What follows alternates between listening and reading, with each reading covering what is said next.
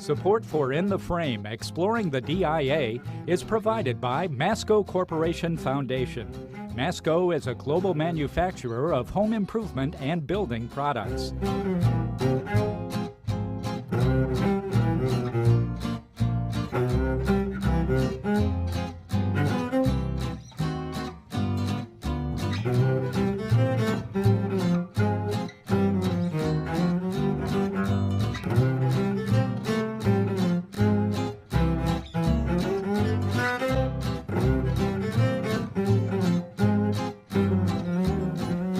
Hello, I'm Graham Beale. Welcome to In the Frame, Exploring the DIA. Printmaking has always been important in American art. In the first half of the 19th century, a national lottery used prints to spread the fame of artists across the young nation. The second half of the 19th century was dominated by the aesthetic movement, where artists such as Whistler used the etching technique to create atmospheric landscapes. But starting in the first decade of the 20th century, American artists decided to depict everyday America, ordinary Americans doing ordinary things. The Ashcan School, so called, had an exhibition in 1908 that set the scene, but it was continued by the American scene painters into the 20s and 30s. This is the world that you see in Give It a Rest, prints and drawings from the DIA's own permanent collection. As the movement started with the Ashcan School, that's where we will start. A large portion of the exhibition, Give It to Rest, includes many of the Ashcan artists. The Ashcan were a group of early 20th century American realists who worked around a central figure named Robert Henry. Henry was a charismatic artist, teacher, lecturer, who really told his followers and fellow artists to go out and paint what was real, paint what is around them, paint their lives, so long as it's beautiful. In other words, to really capture the joy of life they found around them. Not to document or to record, but to paint what they found interesting. Not to follow any one particular style or any one manner of painting, not to stay with one palette, but to really embrace the world around them. And in doing so, the artists went out and really did that. They went out and painted parks and cafes and street scenes, and literally things that interested them, things that they found very interesting about around their lives. They embraced the idea of the growing American freedom of the leisure class, but also of what was happening just in the world that they experienced. They did this through drawing. Many of them had been newspaper illustrators. They began to paint and then later move into printmaking as well. The idea is that they were there to celebrate life and to reject the ideas, the artifice, if you would, of previous generations of art to art for art's sake. After all, Henry said it was art for life's sake. He challenged the Impressionists to get out of the garden and paint what was real. And those artists that followed him, the Ashcan artists, did just that. Give It a Rest, People at Play in American Prints and Drawings, 1890 to 1945, is a look at the way the DIA collection can sustain the theme of leisure in American art in this period. There are about 120 prints and drawings in the show, but it's really the work of 4 artists that's represented in more than half of the works on display. These artists are John Sloan, Glenn Coleman, George Bellows, and Martin Lewis, all important artists to our collection, but also artists whose work really is telling in the development of American prints in this very interesting time in American history when creativity, innovation, and real achievement had their first kind of fruition in the art of the United States.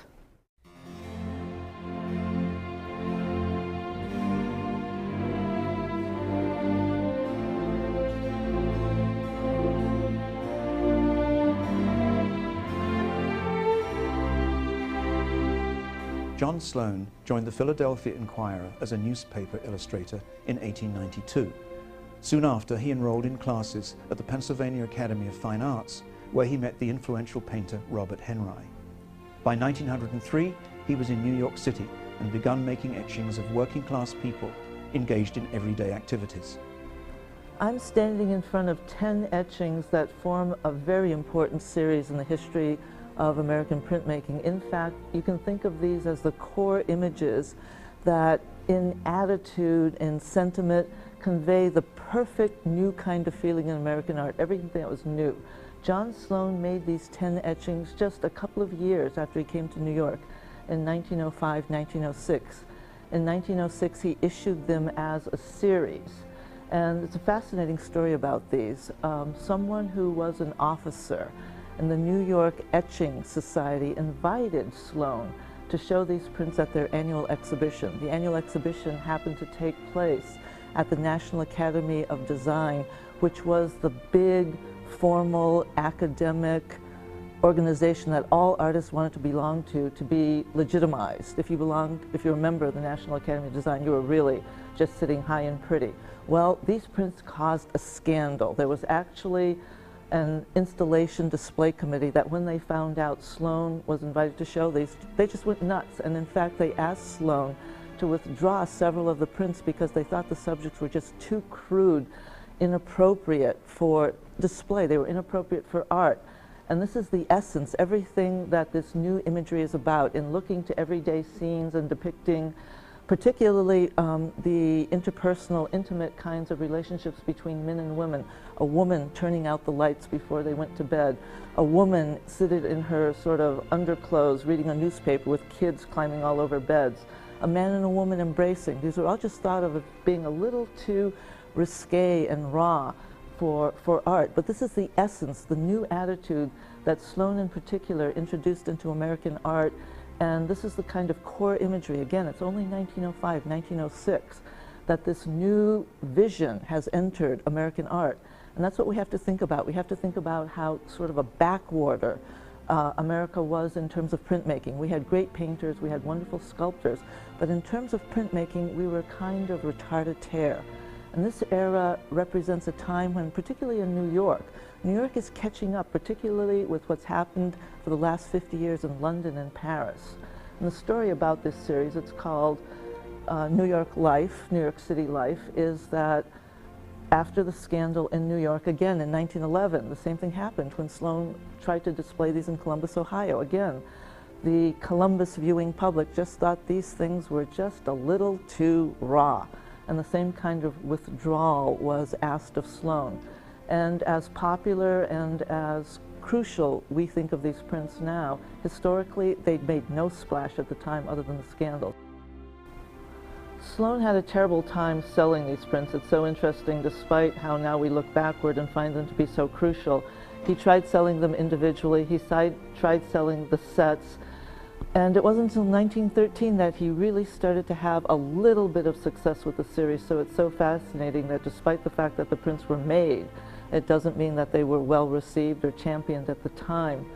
And Sloan also became the arts editor of the Masses magazine, a very important social journal at the time.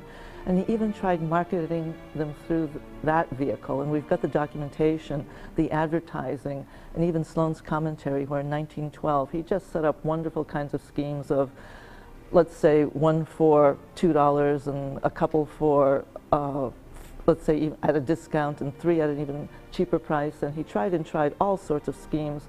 And in his own commentary, he says, you know, he only had 2 bites. So it's very fascinating to watch and see how the imagery is received. And it shows people in all sorts of different situations. There's a little bit of commentary about social class, the new rising working woman, and a little bit of sort of finger pointing and making fun of Fifth Avenue kinds of grand dames, women in carriages going up and down. And you can imagine the kind of little criticism that they might be issuing to all sorts of things they saw. Sloan's a very important artist, a very important printmaker to the DIA collection. We have over 200 Sloan prints in the museum's collection. Many of those came in as a gift in 1964, but also it's so fascinating that in the 1920s, the DIA was buying these. And it's that kind of idea that contemporary art has always been important in Detroit and important at the DIA. So to think of the way some of these were acquired by the museum is to think about them as being relatively new art at the time, and Detroit being interested in them.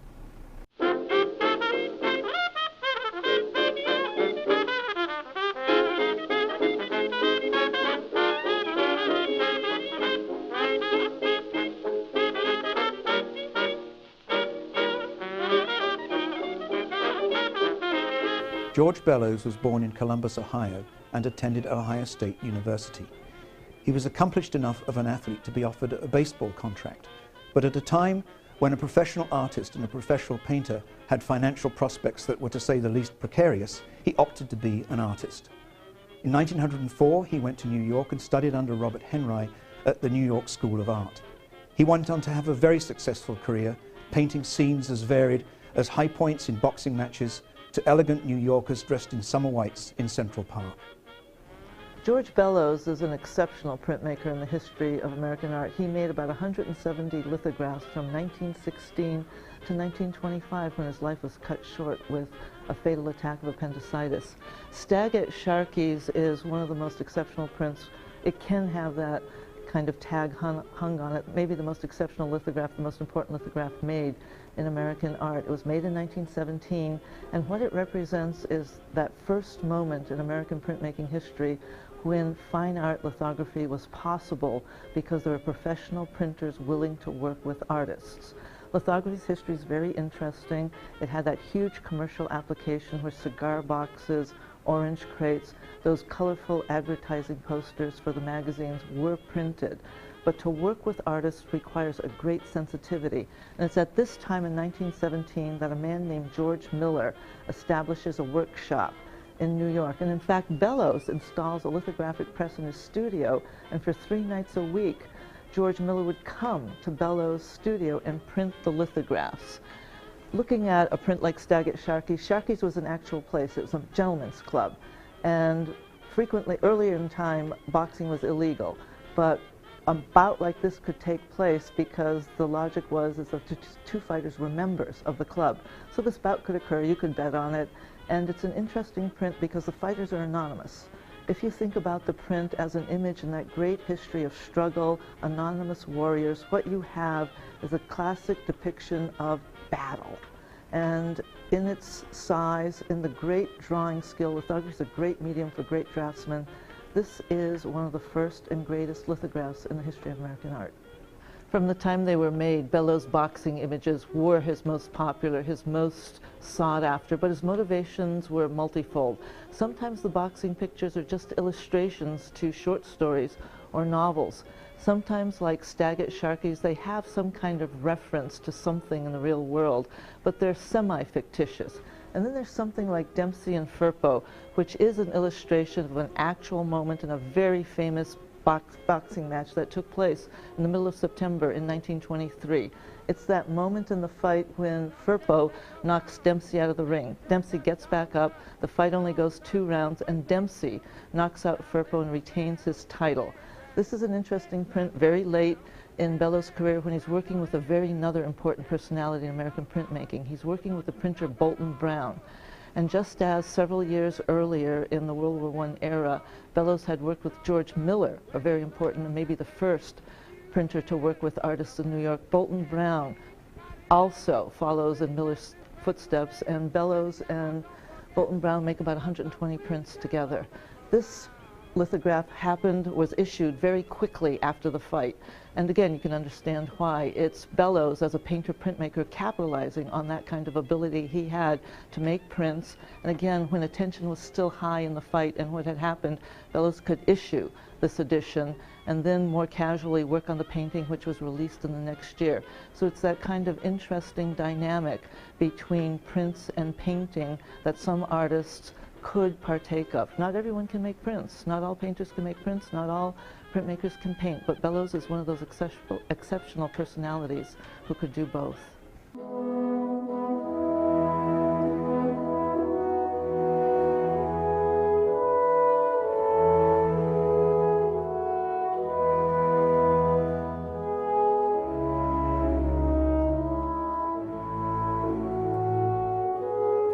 Gleno Coleman was born in Springfield, Ohio in 1887. He was a talented enough draftsman that he gained a position on an Indianapolis newspaper while he was still a teenager. In 1904, he went to New York City, and as with the case with other artists we're looking at today, studied under Robert Henry as well as Everett Shinn.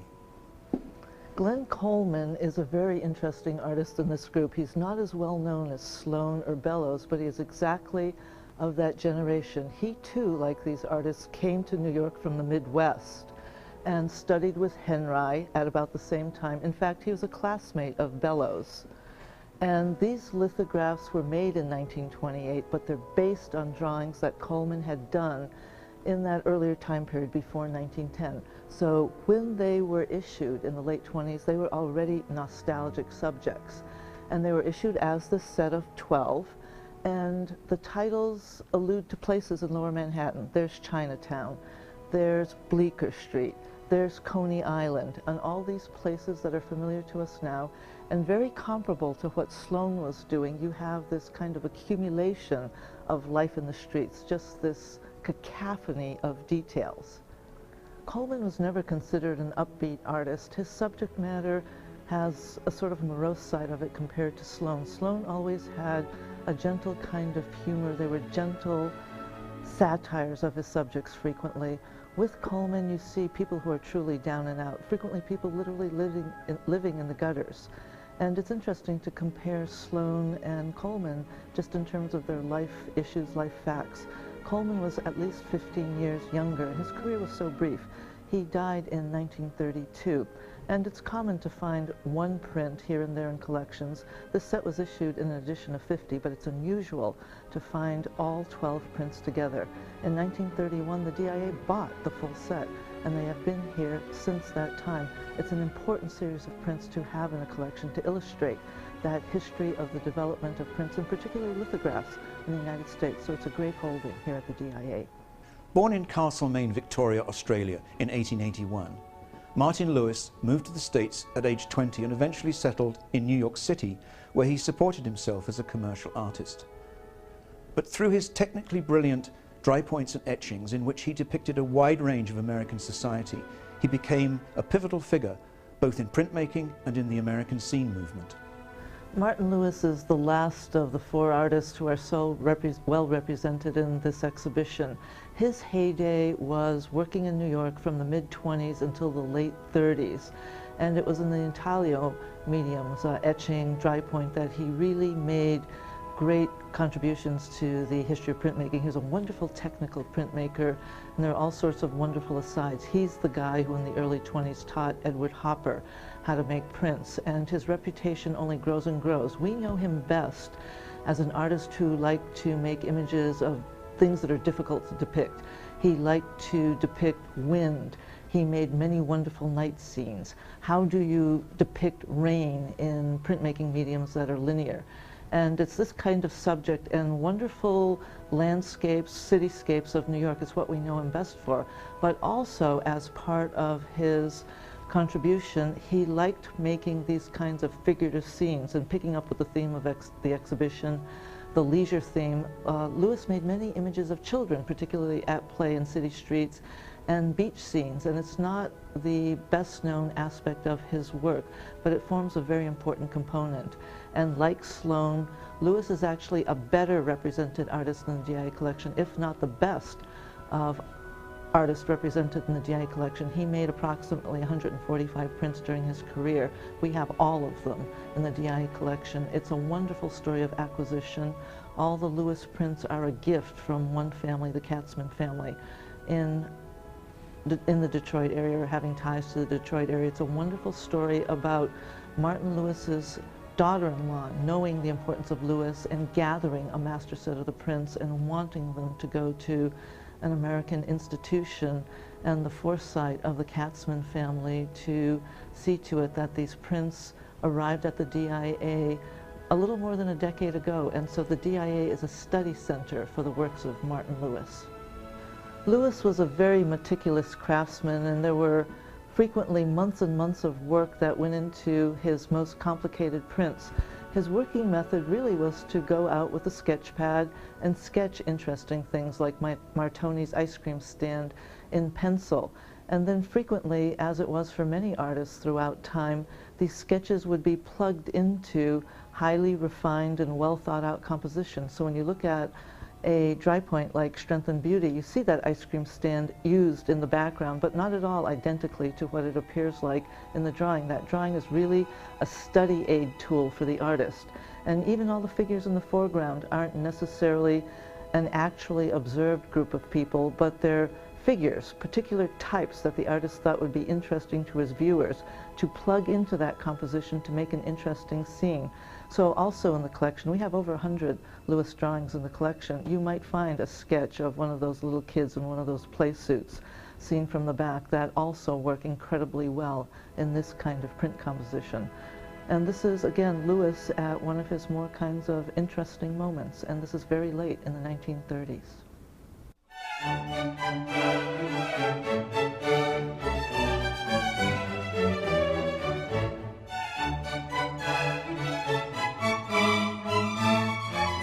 There are hundreds of images like this, covers or advertisings for late 19th century American magazines in the DIA collection, and it points out another interesting aspect of the way works of art are acquired.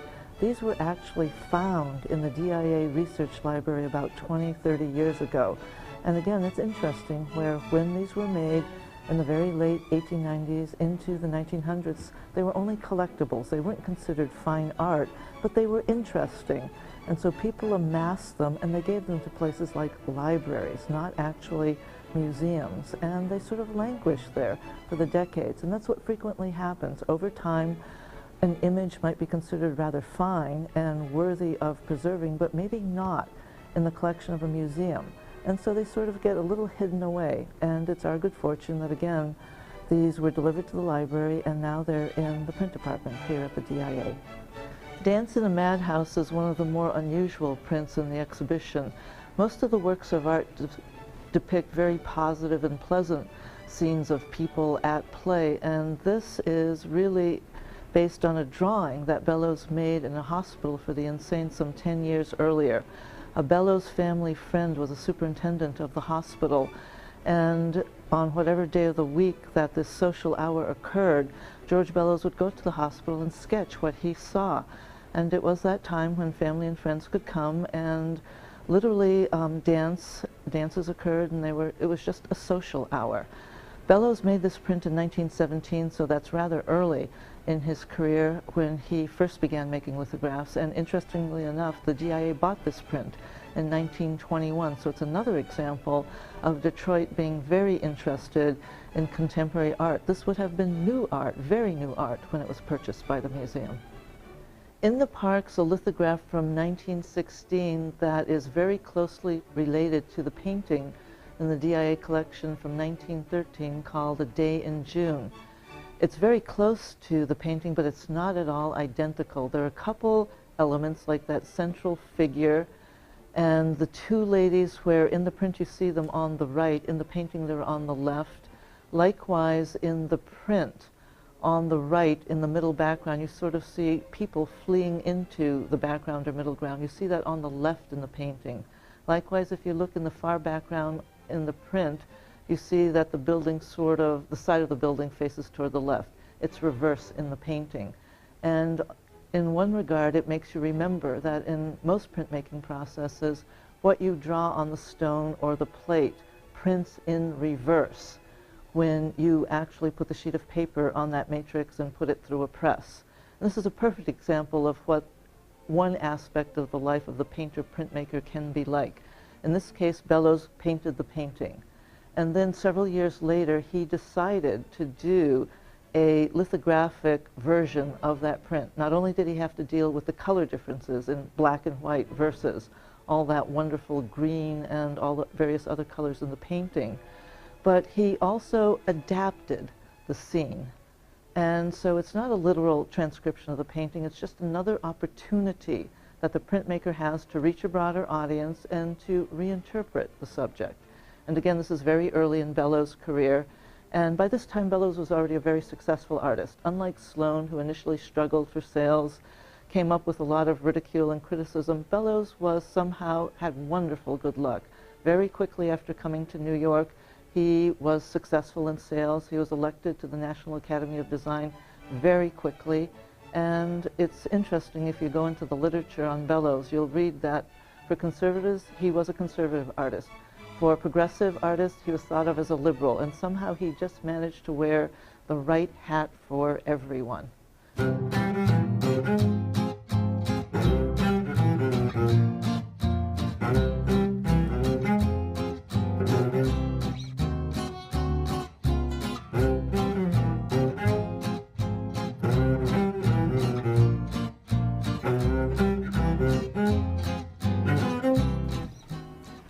I hope you've enjoyed this episode of In the Frame and invite you to visit the DIA soon. As exhibitions such as Give It a Rest are only up for a few months, I suggest that you go to dia.org when planning your visit. Until next time, this is Graham Beale, your guide to one of America's great museums, the new Detroit Institute of Arts.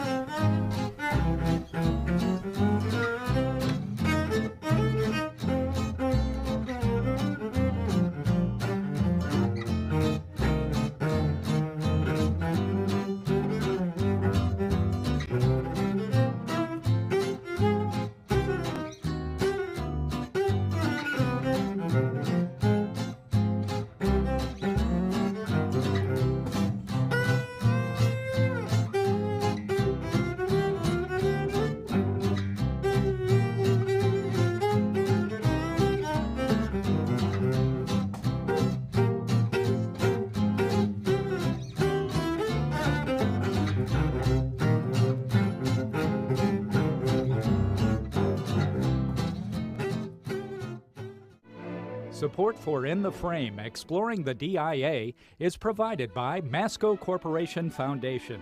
MASCO is a global manufacturer of home improvement and building products.